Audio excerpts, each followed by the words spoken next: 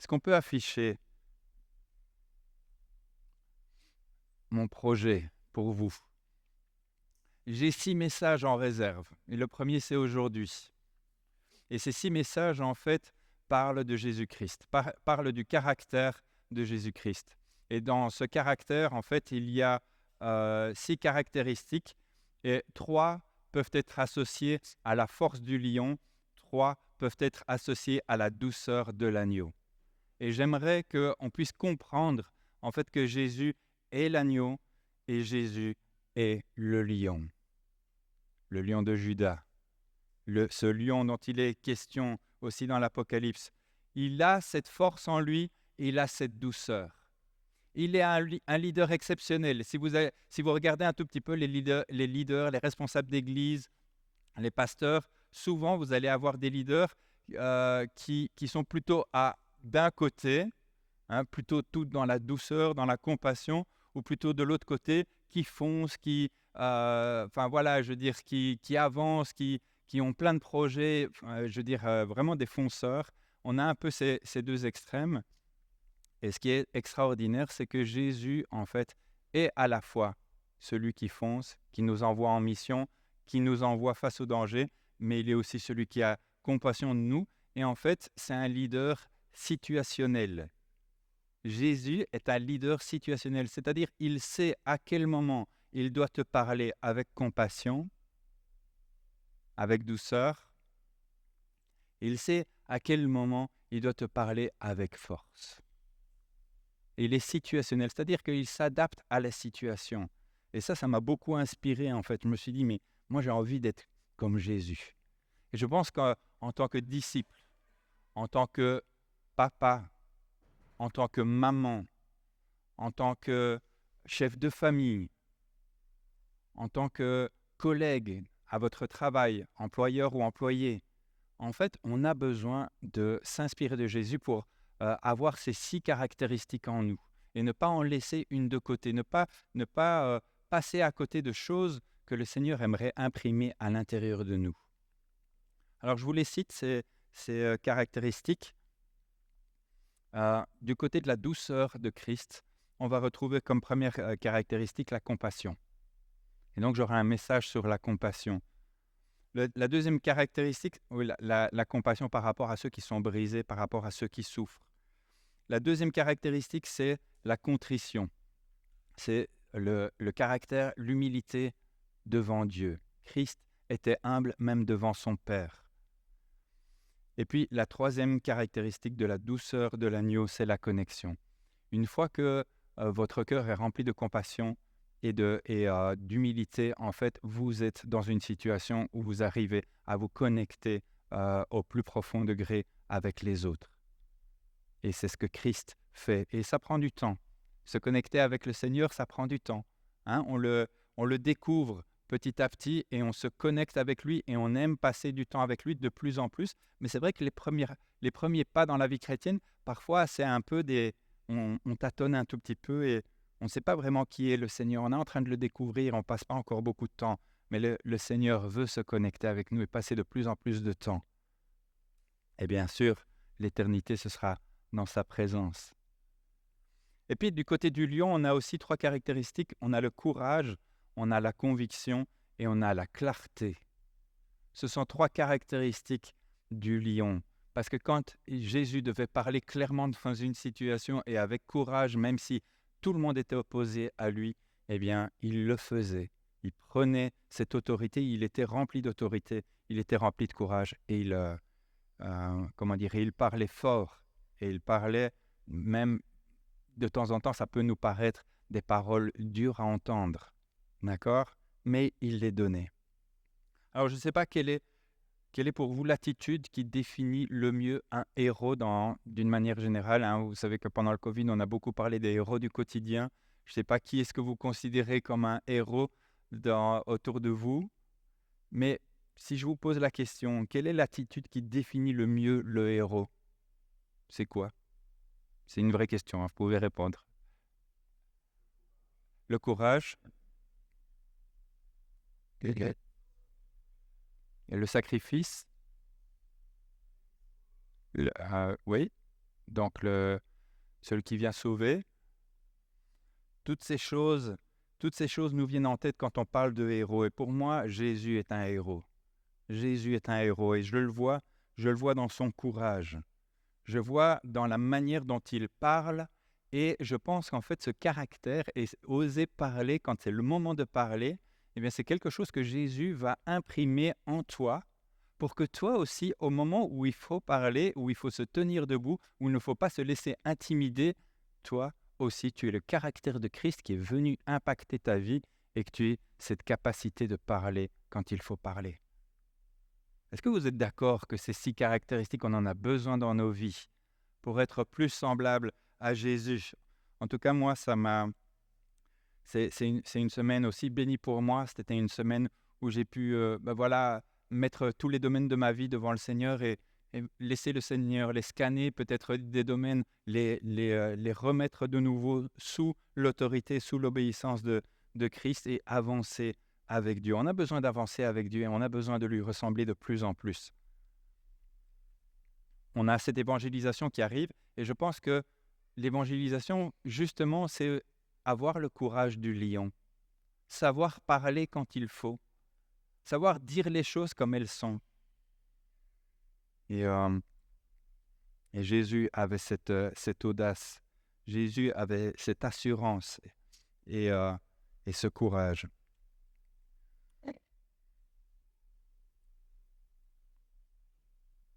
Alors, j'aimerais vous poser quelques questions pour diagnostiquer quel est votre niveau de courage. Ces questions, je vais vous les envoyer sur le groupe WhatsApp, comme ça vous ne devez pas les recopier, d'accord? Mais ce sont des questions, donc l'auteur qui m'a inspiré dans le message que je vous donne aujourd'hui, ces questions, il se les pose régulièrement et ça lui montre un tout petit peu à quel point, parfois, c'est pas facile d'être courageux en fait. C'est pas du tout facile d'être courageux. La première question, c'est y a-t-il une personne à qui vous évitez de parler, tout en sachant que c'est votre responsabilité de le faire?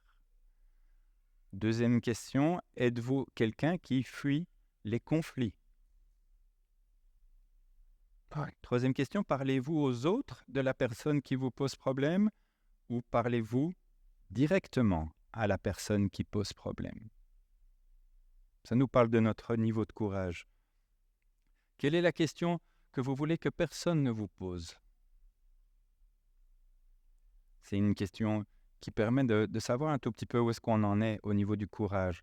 Quand tu es pris par la peur, quelle est ta réaction?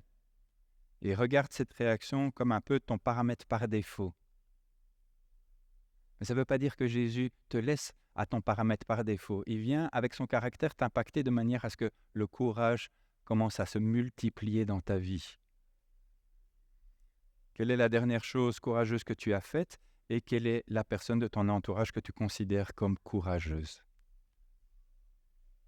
On peut considérer une femme seule, élevant ses enfants seule et essayant de faire face à un travail pour gagner son salaire comme quelqu'un d'extrêmement courageux.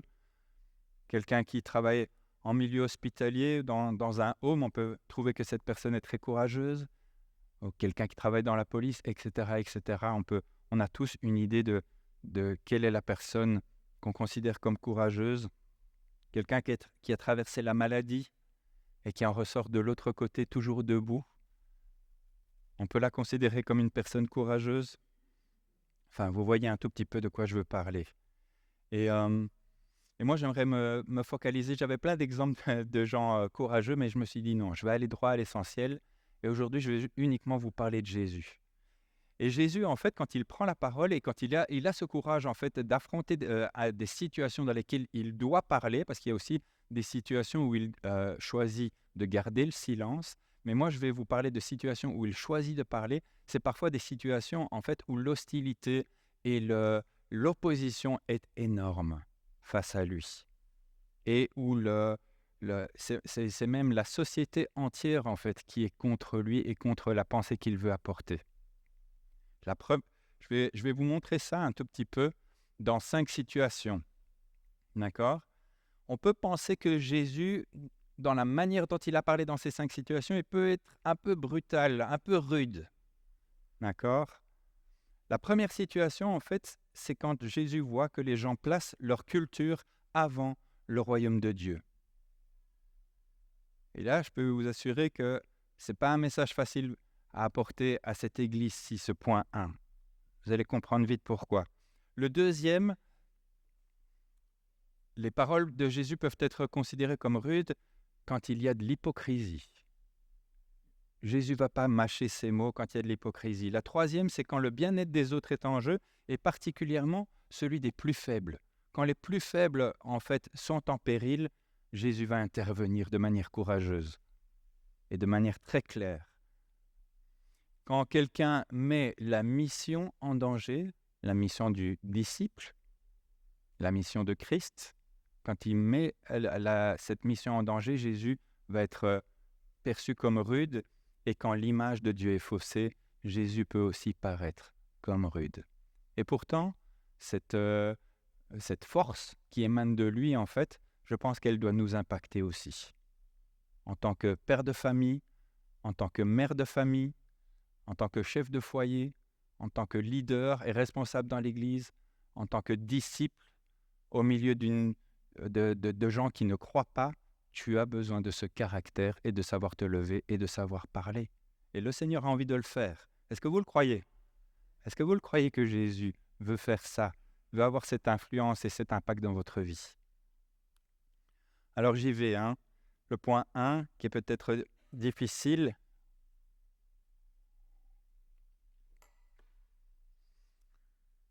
c'est ce passage où la mère de Jésus et les frères et sœurs de Jésus vont venir et on va lui dire qu'on le cherche. On cherche à parler à Jésus. Il y avait toujours une foule autour de lui, il y avait énormément de monde dans la maison et là, on lui annonce que sa mère, ses frères et sœurs sont là. On trouve ça dans Marc 3, 31-32.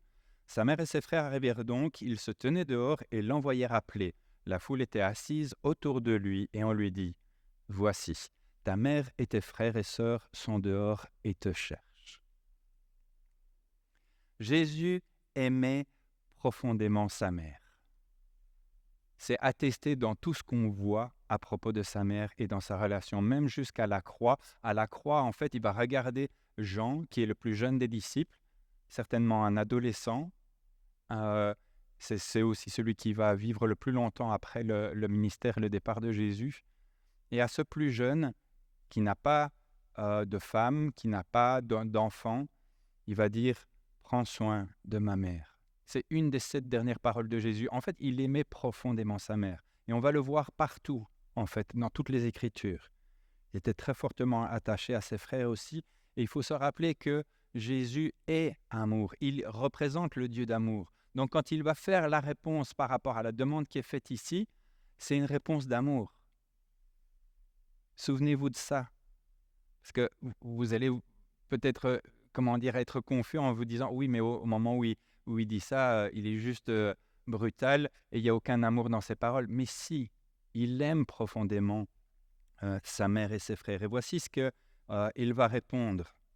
« Qui est ma mère ?» Gloups. Gloups. Qui est ma mère et qui sont mes frères? Puis il promena le regard sur ceux qui étaient assis tout autour de lui et dit « Voici ma mère et mes frères.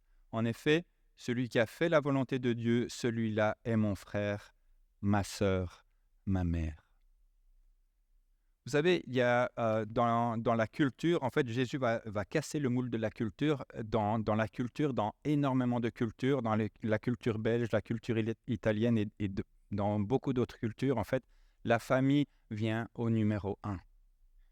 La famille vient en numéro 1.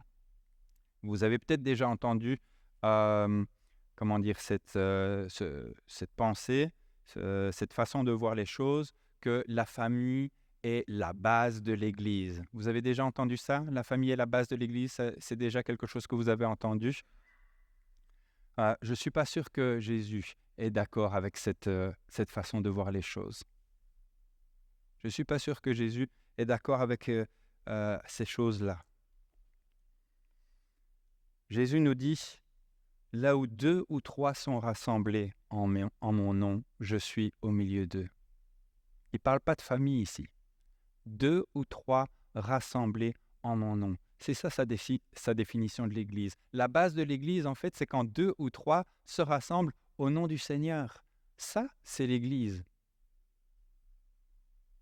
Par contre, là où on peut être d'accord, c'est que la famille est la base de la société. Ça, c'est vrai. Mais Jésus va casser le moule de la culture et dire que la famille ne viendra jamais avant cette nouvelle famille qu'on a dans le royaume des cieux. Il casse un moule, quelque chose de ultra solide dans notre culture, dans notre manière de comprendre la vie. Elle vient nous dire les choses très, très clairement en fait. Il redéfinit les relations de famille à l'intérieur du royaume. Écoutez ceci. On est dans Matthieu 10, au verset 34. Et Jésus dit ceci, et je peux vous assurer que c'est quand il a l'intention de faire passer le royaume avant la famille, il a les mots pour le dire.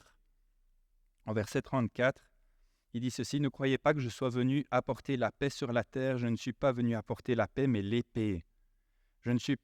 Car je suis venu mettre la division entre l'homme et son père, entre la fille et sa mère, entre la belle-fille et sa belle-mère. Et l'on aura pour ennemis les membres de sa famille. Celui qui aime son père ou sa mère plus que moi n'est pas digne de moi. Et celui qui aime son fils ou sa fille plus que moi n'est pas digne de moi. Celui qui ne prend pas sa croix et qui ne me suit pas n'est pas digne de moi. Celui qui conservera sa vie la perdra, et celui qui perdra sa vie à cause de moi la retrouvera. » En fait, Jésus n'est pas en train de dire « tu as le droit de ne pas aimer ton père ou ta mère ». Ce n'est pas du tout ça, puisque toute la Bible nous dit d'honorer son père et sa mère, de prendre soin de sa famille. Ce que Jésus est en train de nous dire, c'est que au-dessus du royaume, au-dessus de Jésus, tu ne peux pas mettre ta famille. Ta famille ne peut pas venir au-dessus de Jésus. Elle doit être obligatoirement en dessous. Et si tu l'as mis au-dessus, c'est comme si tu n'étais pas qualifié pour être un disciple. Parce que le disciple met Jésus avant tout le reste, même avant sa famille. Et quand votre famille va vous mettre la pression par rapport à votre foi, c'est à ce moment-là qu'on va voir si vous allez vous lever avec le courage de Christ en disant « Excuse-moi, mais c'est Jésus d'abord et toi après. » Je vous l'ai dit, le point 1, il est chaud. Il est chaud le point 1. Je vous avais prévenu. Quand Jésus fait la réponse ici à sa mère et à ses frères, il va risquer d'offenser les personnes qu'il aimait le plus et qu'il appréciait le plus. Pourquoi? Parce qu'il y a une seule chose qu'il aime plus que sa famille, c'est Dieu lui-même. C'est Dieu lui-même et faire sa volonté. Faire sa volonté. C'est possible un jour que l'un d'entre nous se retrouve dans un conflit familial où la personne de la famille demande de choisir entre Jésus et lui-même. Si les choses sont claires en tant que disciple, tu diras c'est Jésus, j'ai déjà fait mon choix. C'est Jésus qui vient avant toi.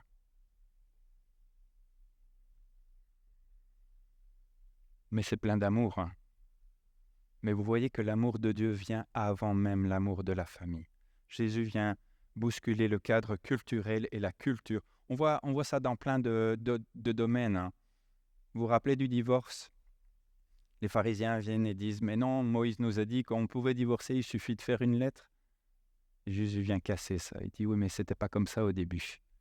L'homme devait s'attacher à sa femme et ne faire qu'un. » Et il leur répond, il leur dit « C'est à cause de la dureté de votre cœur que Moïse vous a permis de faire ces lettres. » Il vient casser la culture en fait dans laquelle on est et il vient placer les valeurs du royaume au-dessus. Il vient placer Dieu au-dessus en fait de la culture. C'est chaud, hein? Il fallait du courage pour faire ça. Et nous avons besoin de ce courage-là aussi. Nous avons aussi besoin de ce courage pour répondre quand c'est le moment. Vous savez que chaque pas courageux que tu fais, c'est quelque chose qui te rapproche du caractère de Christ. C'est quelque chose qui te permet de ressembler plus fort à Christ. Le deuxième point, c'est l'hypocrisie. Je vais aller un peu plus vite sur celui-là. Jésus n'a plus que quelques jours à vivre et il va s'en prendre aux pharisiens, ces religieux qui pensaient faire la volonté de Dieu. Il y a un texte célèbre où Jésus va dire 8 fois « Malheur à vous ». Et on en lit un de ces 8 malheurs à vous. Malheur à vous, spécialistes de la loi et pharisiens hypocrites, parce que vous fermez aux hommes l'accès au royaume des cieux et vous n'y entrez pas vous-même et vous ne laissez pas entrer ceux qui voudraient. Matthieu 23, 13. Jésus déteste l'hypocrisie, mais il la déteste au plus fort de ce qui peut être détesté. S'il y a une chose que Dieu déteste, c'est vraiment l'hypocrisie. Et il a patienté des années pendant son ministère. Ça fait déjà 3 ans qu'il parle. Et ça fait des siècles qu'il attend que le peuple d'Israël se repente et change. Et que les gens se tournent vers Dieu avec le cœur de Dieu et non pas juste avec des lois. Il a patienté longtemps. Et là, en fait, c'est pas la compassion, c'est pas le côté compassion du Seigneur qui doit agir par rapport à ces hypocrites-là. C'est le côté courage. Il n'y a que l'électrochoc qui va fonctionner avec les pharisiens. Parce que Jésus veut aussi toucher le cœur des pharisiens. Il ne veut pas les laisser sur le bord du chemin et qu'ils soient exclus du plan du salut. Le plan du salut, c'est que quiconque croit soit sauvé. Les hypocrites aussi. Donc pour les hypocrites, en fait, Jésus va prendre son courage de main, en fait, et il va prendre la technique de l'électrochoc. Et il va leur dire, il va se tenir debout et il va dire les paroles. Il va être le plus haut au niveau du volume de sa voix, parce qu'il déteste profondément l'hypocrisie. Alors ne jugeons pas trop vite, les hypocrites, parce que vous savez qu'on sera tous tentés, sous la pression, à un certain moment, de devenir hypocrite aussi. On sera tous tentés. Vous voulez une preuve? L'apôtre Pierre, sur qui le Seigneur Jésus va bâtir son Église, à un certain moment, en fait, il comprend que les non-juifs ont aussi accès au salut. Il se met avec les non-juifs. Il va manger avec les non-juifs. Il passe du temps avec les non-juifs. Et puis, à un certain moment, il sent qu'on va peut-être le juger. Et sous pression, parce qu'il pense qu'on va le juger, il se dit « Ah, je vais m'écarter, je vais plus aller avec eux. Non, désolé les gars. » Et en fait, il va être vraiment tenté par l'hypocrisie. Il va avoir ce comportement hypocrite, en fait, de ne plus aller manger avec ces personnes-là. Et Paul va le reprendre sévèrement en lui disant « Mais qu'est-ce que tu fais là? Qu'est-ce que tu fais? Un coup, tu es avec eux, et puis quand tu es sous pression, hop, tu n'es plus avec eux parce que tu as peur de te faire juger. » Et Paul le reprend publiquement. Paul manifeste aussi ce courage de Christ, de parler publiquement quand c'est nécessaire. Quand tu pries et quand tu te poses ces questions par rapport à l'hypocrisie, commence toujours par toi-même. D'accord? C'est ce que le Seigneur va toujours te dire. Ne regarde pas la poutre, ne regarde pas la paille qui est dans l'œil de ton voisin. Si tu penses que ton voisin est hypocrite, ne regarde pas cette paille qui est là. Regarde d'abord la poutre qui est dans ton œil. Commence toujours par toi. Hein. Quand on analyse l'hypocrisie, c'est toujours par soi-même qu'on commence à regarder les choses. Alors, troisième point, quand le bien-être des autres est menacé, surtout celui des plus faibles. Et j'ai pris un passage en particulier, c'est celui où il y a un homme malade. Un homme malade qui vient à la synagogue. Et on lit ceci, Jésus entra de nouveau dans la synagogue, il s'y trouvait un homme qui avait la main paralysée. Ils observaient Jésus pour voir s'il le guérirait le jour du sabbat, c'était afin de pouvoir l'accuser. Vous savez, ce sont des spécialistes de la loi, des avocats. Ils voient dans votre vie, ils scannent votre vie, et s'il y a une chose qui ne correspond pas à la loi, ils vous descendent, ils vous font une sale réputation. Et ils étaient là pour faire une sale réputation à Jésus. Vous voyez, cet homme, ce n'est pas vraiment un homme de Dieu, parce qu'il fait des choses le sabbat qu'il ne devrait pas faire. Ils étaient là pour ça. Jésus dit à l'homme qui avait la main paralysée, « Lève-toi là au milieu. » Il ne va pas le guérir tout de suite. Regardez bien qu'il fait les choses dans l'ordre. La première chose qu'il dit, une fois que l'homme est debout, il pose une question qui va dévoiler le cœur de ces pharisiens.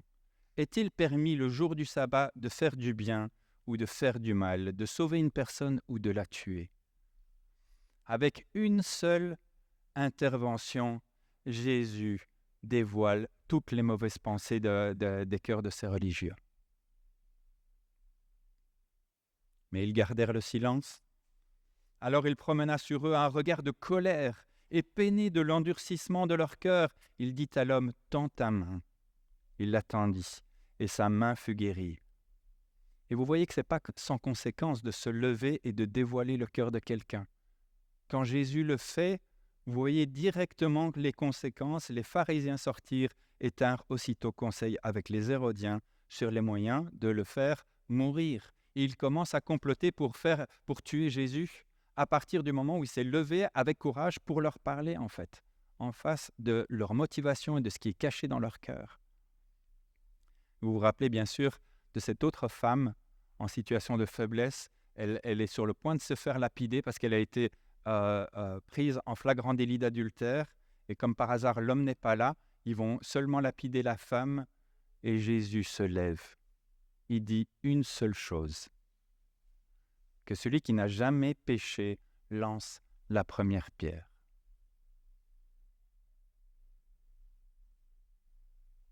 Il était le seul dans toute l'assemblée qui n'avait jamais péché. C'était le seul qui pouvait lancer la pierre.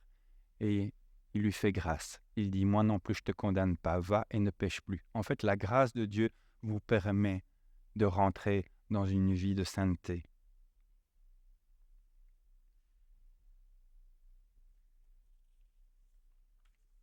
Le quatrième point, c'est la mission.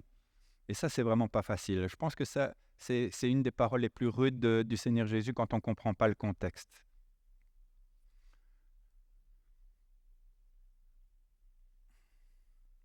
Ça peut vraiment apparaître brutal, hein, ce qui est en gras ici derrière moi. Quand quelqu'un met la mission de Christ en danger, la mission de l'Église en danger, la mission du disciple en danger, eh bien, il faut le courage de le dire.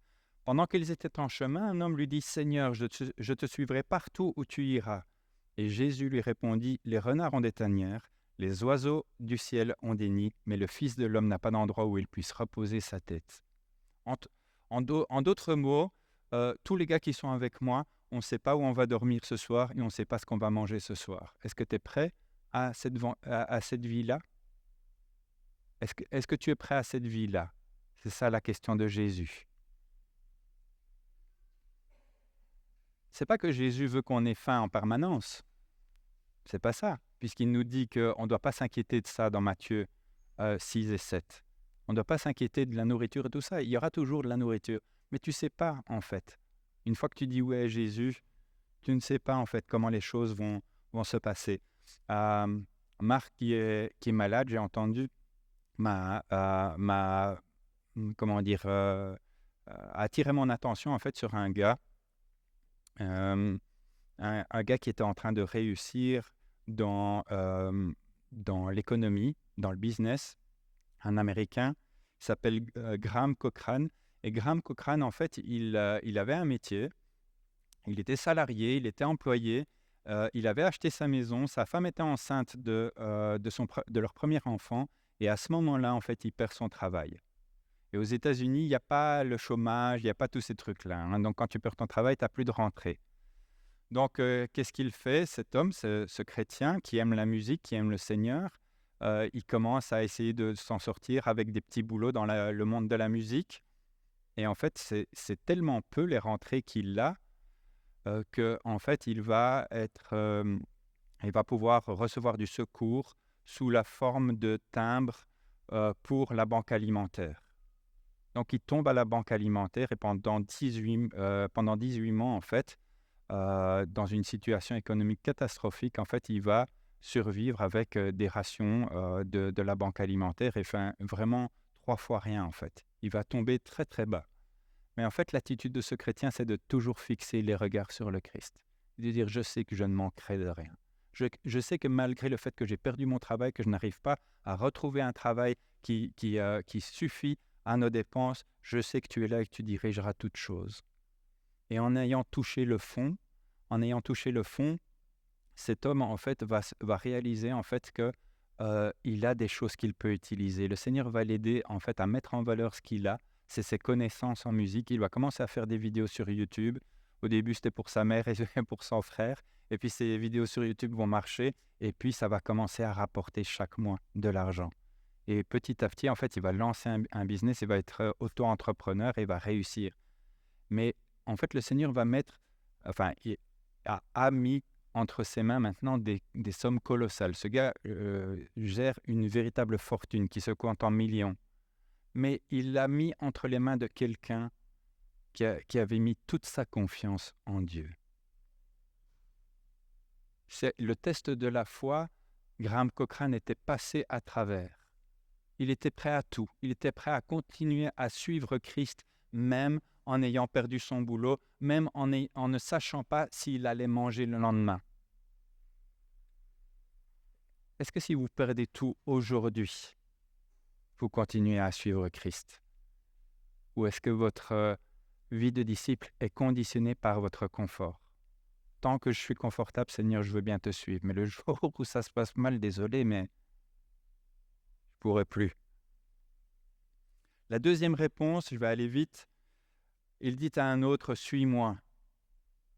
Et il répondit, Seigneur, permets-moi d'aller d'abord enterrer mon père. Mais Jésus lui dit, laisse les morts enterrer leurs morts, et toi, va annoncer le royaume de Dieu. Et là, j'ai découvert quelque chose d'extraordinaire qui nous permet de comprendre pourquoi Dieu est si brutal dans sa réponse ici. C'est que Jésus ne lui disait pas, c'est interdit d'aller aux funérailles de ton père. Et ce n'est pas ça du tout qu'il était en train de lui dire. Il y a les funérailles, en fait, qui sont le moment clé, en fait, où la famille est là face à ce décès. Et Jésus ne s'oppose pas à ce que cet homme aille à ces funérailles. Mais il faut savoir que les funérailles juives durent 1 année. Et la réponse de cet homme, c'est « Permets-moi d'abord de vivre mon deuil de 1 an. Et dans 1 an, je te suivrai. » Et là, le Seigneur lui dit « Non, c'est pas comme ça que ça marche. Même ton deuil passe après moi. » Évidemment qu'il l'a autorisé à aller faire ses funérailles. Je veux dire, honore ton père et ta mère, c'est un commandement de Dieu lui-même, donc il ne va pas lui dire de ne pas y aller. Vous êtes d'accord avec moi? Vous me suivez jusque-là? D'accord? Mais par contre, pour ce deuil d'1 an, Jésus est très clair. Tu ne peux pas procrastiner. Ça a été la baffe pour moi, celle-là. Je ne sais pas si ça l'est pour vous, mais moi, j'ai tendance à procrastiner, à postposer. Et quand j'ai lu ça, quand le Seigneur dit non, dans mon royaume, il n'y a pas de procrastination. C'est aujourd'hui le jour de salut. C'est aujourd'hui que tu obéis à ce que je te demande. Là, je me suis pris une baffe. Là, je me suis dit, Seigneur, tu veux vraiment avoir la première place. Ne vous inquiétez pas, je me suis pris des baffes avant vous. Et le Seigneur nous remet en place quand c'est nécessaire. Et le dernier dit, je te suivrai, Seigneur, mais permets-moi d'aller d'abord faire mes adieux à ceux de ma maison. Et Jésus lui dit, celui qui met la main à la charrue et regarde en arrière n'est pas fait pour le royaume de Dieu. En fait, dans ces 3 situations et dans ces 3 discussions, en fait, Jésus voit au-delà de simplement la situation de la personne. Il voit le danger que représentent ces attitudes-là pour le royaume de Dieu. Le royaume de Dieu est en danger. La mission, en fait, du disciple est en danger. Pourquoi? Parce que dans les 2 dernières discussions, en fait, c'est « permets-moi d'abord ». Permets-moi d'abord. Et là, Jésus est très, très clair. Jésus est très, très clair. Non, tu ne peux pas venir avec toutes les choses que tu veux faire d'abord avant de me suivre. Ce n'est pas possible. Tu ne peux pas faire tout ton programme et puis quand ton programme est fini, me suivre. Et ça me parle énormément parce que je suis souvent comme ça avec le Seigneur. Je veux dire, Seigneur, j'arrive, on se voit tout à l'heure, mais j'ai d'abord un truc à faire et puis j'arrive. Ça me parle énormément. Qu'est-ce que le Seigneur va nous dire? Cherchez d'abord le royaume de Dieu. C'est comme ça que Jésus répond à ces deux-là. Cherche d'abord le royaume de Dieu et sa justice, et toutes ces choses vous seront données en plus. En fait, qu'est-ce que le Seigneur est en train de dire dans toute cette prédication? C'est que, en fait, je viens à la première place dans ta vie. Et si je viens à la première place, tu es vraiment mon disciple. Et tu vas voir tout ce que j'ai prévu pour ceux qui sont mes disciples. L'autorité que je mets en eux, le courage que je mets en eux, la bénédiction que je mets en eux, les bonnes œuvres que j'ai préparées d'avance pour eux, parce qu'ils sont vraiment mes disciples. Mais c'est toujours une question de première place. Tu ne peux pas mettre ta culture, tu ne peux pas mettre ta famille, tu ne peux pas mettre tes propres besoins, tu ne peux pas mettre la liste des choses que tu veux faire avant celle que Dieu te demande de faire. C'est chaud, hein? Et un dernier,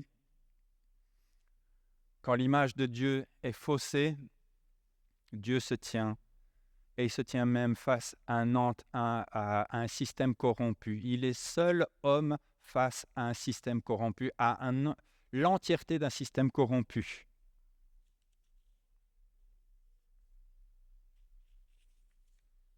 Le système corrompu, c'est que vous avez autour du temple plusieurs zones.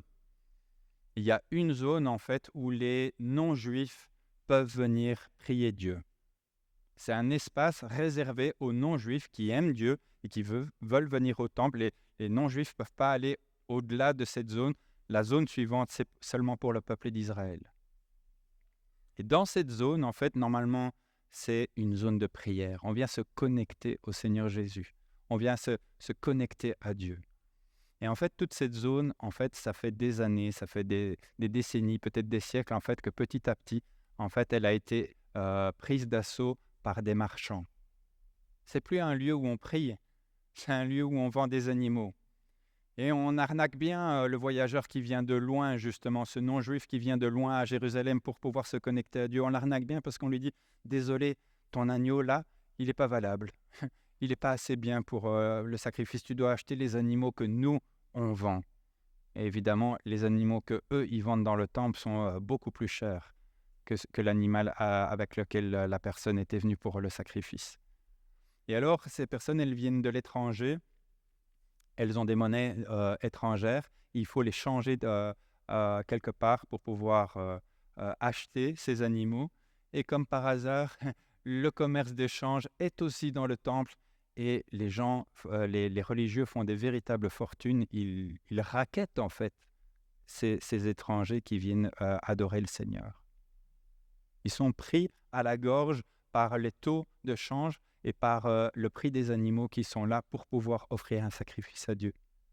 Jésus est en colère et il va se lever contre cette corruption qui a lieu depuis des années dans le temple. Il a déjà nettoyé une première fois le temple et là, il lui reste que quelques jours et il va le nettoyer une deuxième fois. En fait, qu'est-ce qu'il est en train de faire? On va lire le passage. Ils arrivèrent à Jérusalem et Jésus entra dans le temple. Il se mit à chasser ceux qui vendaient et qui achetaient dans le temple. Et il renversa les tables des changeurs de monnaie et les sièges des vendeurs de pigeons. Il ne laissait personne transporter un objet à travers le temple. Et il les enseignait en disant « N'est-il pas écrit, mon temple sera appelé une maison de prière pour toutes les nations, mais vous en avez fait une caverne de voleurs. » Et dans ces deux réponses de Jésus, en fait, il cite deux passages, un d'Ésaïe, un de Jérémie, donc des paroles que les gens connaissaient déjà, mais qu'ils n'appliquaient pas. Ça fait des siècles que Dieu attend que le peuple d'Israël se tourne avec tout son cœur vers lui. Mais lui, ce peuple a mis en place un système d'arnaque, une mafia autour des sacrifices. Et Jésus va se tenir debout seul face à cette mafia, seul face à cette corruption. Et il ne va pas juste dire les choses, il va prendre les choses en main. Il va renverser les tables. Il ne permettait à personne. En fait, là, on voit le côté prophétique. Vous savez que les prophètes de l'Ancien Testament, ils étaient chauds. Ils prenaient les choses en main, ils secouaient les gens. Et Jésus va avoir cette attitude prophétique. Les chefs des prêtres et les spécialistes de la loi l'entendirent. Ils cherchaient les moyens de le faire mourir. On ne peut pas toucher à notre mafia et t'en sortir, on va te faire mourir. Il le redoutait en effet parce que toute la foule était frappée par son enseignement.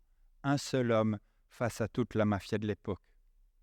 Jésus a nettoyé le temple, il a réclamé le territoire, cette zone, comme étant le territoire pour Dieu et non celui des voleurs. Et Dieu fait la même chose avec nous. Dieu réclame ton cœur. Dieu réclame le territoire de ton cœur comme étant un territoire qui lui appartient. Et s'il y trouve quelque chose qui n'a rien à faire dans ton cœur, qu'est-ce qu'il fait? Il le nettoie. Il le nettoie. En théologie, on appelle ça la sanctification. Quand Jésus voit quelque chose qui n'a rien à faire dans ton cœur, il le nettoie. Parce que le souvenir et les choses que tu faisais avant de connaître Christ et avant de lui dire oui, n'ont plus rien à faire dans ton cœur. Tout ce qui est le souvenir de ton quotidien en tant qu'humanité brisée par le péché, par la faiblesse et par la peur, n'ont plus rien à faire dans ton cœur. Et Jésus veut nettoyer tout ça. 2 Timothée 2,21 nous dit que c'est notre responsabilité de laisser ce travail de nettoyage et de ne rien laisser dans notre cœur. Nous avons des choses à faire afin que notre cœur devienne une maison de prière où c'est possible de se connecter à Dieu. Ton cœur est un temple et dans ton cœur, il peut s'élever des prières. Voilà un tout petit peu comment je vous parle de Jésus-Christ, ce courageux, cet homme qui se lève et qui parle et qui agit de manière courageuse. Et peut-être que vous ne vous considérez pas comme une personne particulièrement courageuse et pourtant le Seigneur Jésus dit, c'est mon caractère qui est en train d'influencer ton caractère pour que tu deviennes semblable à moi. Laisse-moi faire mon œuvre en toi. Laisse-moi t'attirer et me mettre à la première place. Utilise tes temps tout seul pour te poser les bonnes questions. Est-ce que je suis vraiment numéro 1 avant tout le reste?